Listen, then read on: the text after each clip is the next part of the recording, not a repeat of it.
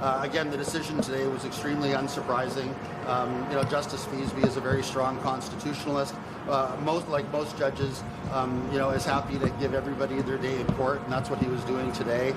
We're happy to be engaged in the process, and we see this as a real opportunity to continue to talk about the benefits of independence to our fellow Albertans, in the face of zero arguments on the other side as to how it is that Alberta should continue to send $70 billion a year to Canada and only get $25 billion a year back, leaving Alberta in the position of having to borrow money to pave its roads, hire its nurses, teachers, doctors, etc. Confederation is doing little for Alberta, and we're looking forward to getting this process forward and having Albertans finally have their say on whether or not Alberta should remain part of Canada. Now, he did stress that he didn't want to see every adult Albertan citizen intervene, but there could be a number of people. Do you think this could realistically be done in 4 months? Oh, no, absolutely. And when he says he's not going to allow every adult Albertan, I think realistically, the broader Indigenous groups are going to be, given a say. All the treaty areas will have a say. The Métis will have a say. If everybody wants to come in and put forward their position, they're going to have the ability to put forward their position, and we welcome that. As we said in court last week, Mr. Sylvester doesn't take any position whatsoever on Indigenous rights, and in fact the position of the organization he's involved with, Alberta Prosperity Project, is any process involving Alberta independence has to be done with complete respect for the treaty and Aboriginal rights of the citizens of Alberta. Frankly, we live in a province where the average life expectancy of Aboriginal citizens is 19 years less than the life expectancy of non-Aboriginal citizens. That's what Canada has done to Aboriginal people in this province. And I hope the chiefs can get their heads around the idea that, once we stop sending $15 billion a year to Quebec, and all of the other money that we send, to every other province in Canada, and keep all of that money in Alberta, and provide a significant chunk of that money to First Nations communities in Alberta, the First Nations in Alberta will be significantly better off in an independent Alberta than they are under the present system, where Canada has deliberately kept them in poverty. We still have First Nations in this province that don't have clean drinking water. It's an absolute crime that this is the way that the government of Canada treats Indigenous people in this province, and I wouldn't be involved in this if I wasn't confident that an independent Alberta would provide greater respect to the treaty and Aboriginal rights of the Indigenous citizens of Alberta. So we're looking forward to making those arguments and carrying those matters forward. Speaking of the opposition part, you had argued in the hearing last week that, or not even argued really, but you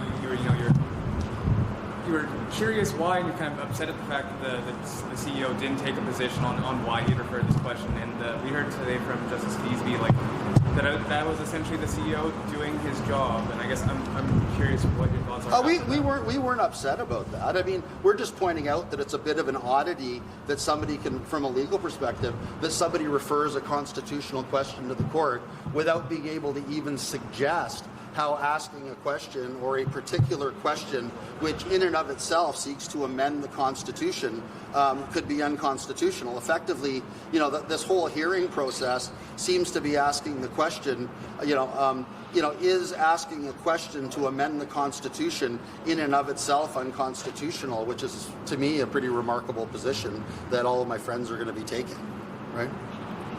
Thank you. Thanks. Thank you so much for your time. Yeah, it was my pleasure. Thank you. Yeah. Thank you. Yeah.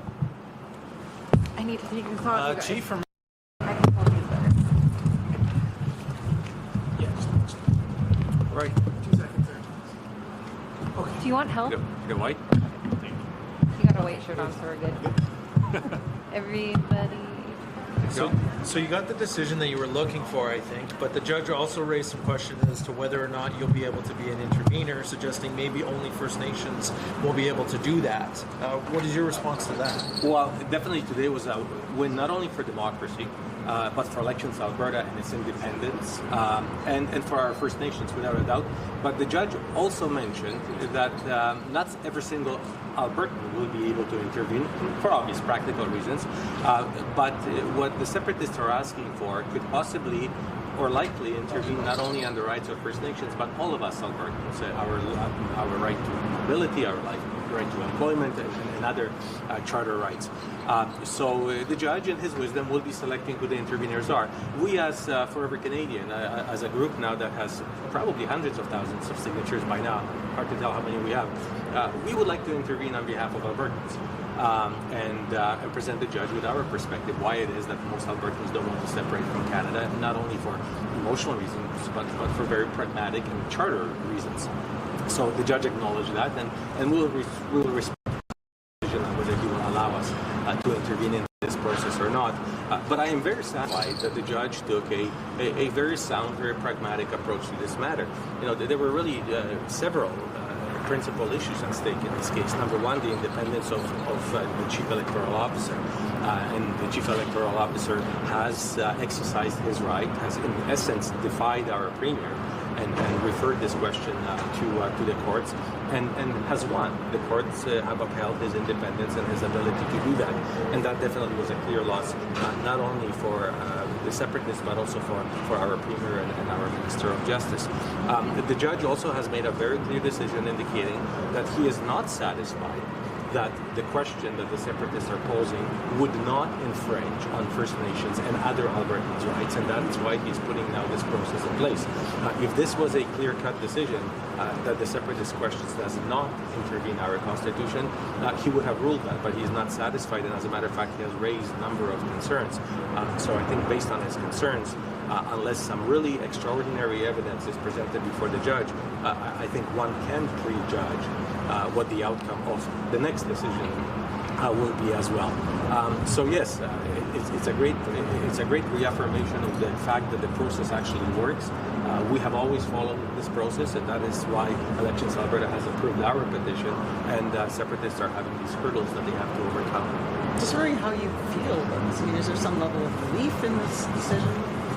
You know, I can tell you as a Canadian, I am really happy that we actually have a great process in place that actually works. And if you follow the rules, you get to the desired outcome. And the difference between our, that is Forever Canadian application, and the separatist application is that we, from number one, realized immediately, looking at the rules and looking at the Constitution and looking at previous Supreme Court of Canada decisions, that there is no possible constitutional pathway towards either pursuing or preventing separation. And we're not seeking a referendum. There frankly shouldn't be a referendum. Albertans shouldn't have to signing any petitions to reaffirm our allegiance to Canada, but unfortunately we are in the situation that we are. So as a Canadian, I'm elated that the courts have ruled and upheld the system. More important, that they also upheld the independence of our Chief Electoral Commissioner, which is so fundamentally important to us when we vote every 4 years during elections, knowing that elections are independent and that they are put on by an independent officer and not the cabinet or our Premier.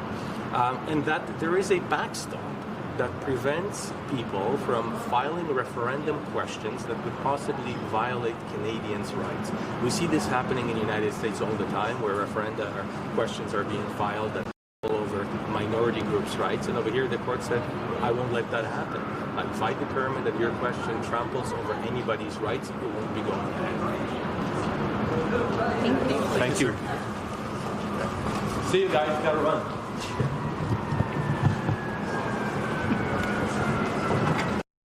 Anytime, Chris. Well, sir, just outside of the courtroom, you had a bit of a celebration there earlier. How do you feel? I feel it's a great win for Canada because we're doing this to protect Canadians.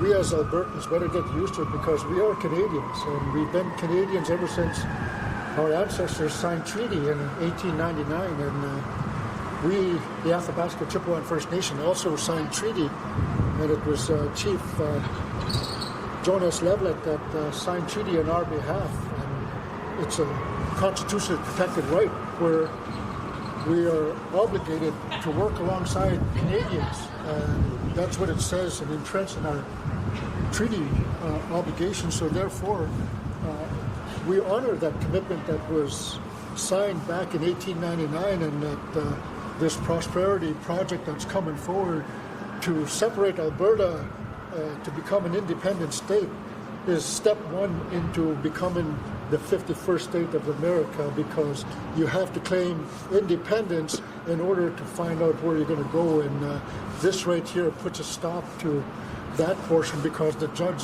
has asked the question, is it a constitutional right? And it is a constitutional right, which is protected in our treaty, which is enshrined in the Canadian Constitution, which is being upheld here today. The judge disagreed with the separatists. He also agreed with the Premier and the Justice Minister. What is your message to the politicians who tried to stop this review from happening? My message to the Premier is go back to work and start working on the health agenda, the education agenda, the infrastructure that's needed, start building relationships with Albertans and First Nations, and start building a relationship with Canada instead of dismantling the whole process and causing confusion, because in this day and age, we got a lot of work to do, and it's best to get back to work instead of wasting time trying to separate, which the judge just squashed your position. The separatist said, First Nations will be so much better if they separate, and there's all this money going to Ottawa. Just your thoughts on, his argument that First Nations would be so much better than where they are now.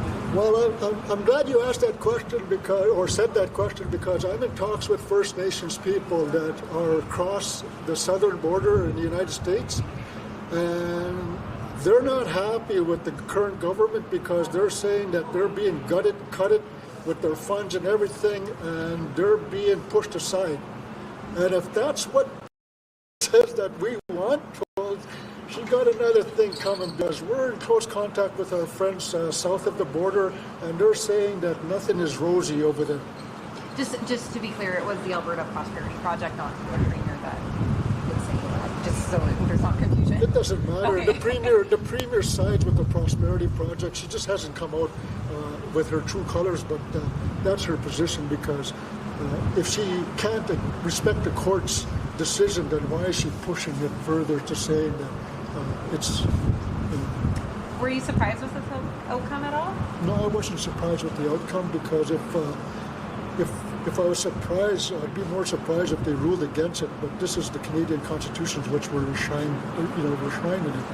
We're protected, and we protect Canadians alike, Albertans as well. I'm just wondering if you can weigh in on the judge saying, he will prioritize First Nations people as being interveners in this case. I'm wondering if you can get a reaction.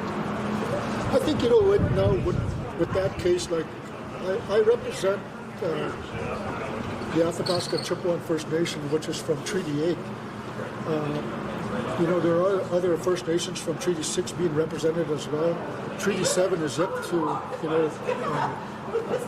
be part of it, but I imagine that all of Treaty 8 will intervene in this process, because ACFN being here and being part of Treaty 8 represents the majority of Treaty 8, and we speak on behalf of Treaty 8 because we have a treaty.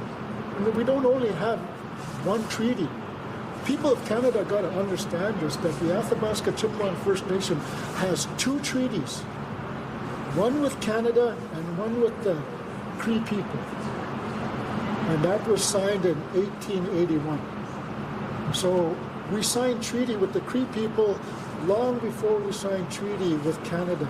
And both treaties states that we will share the land, not divide and conquer. Thank you so much. Thanks so much. Thanks, Chief. Appreciate your time.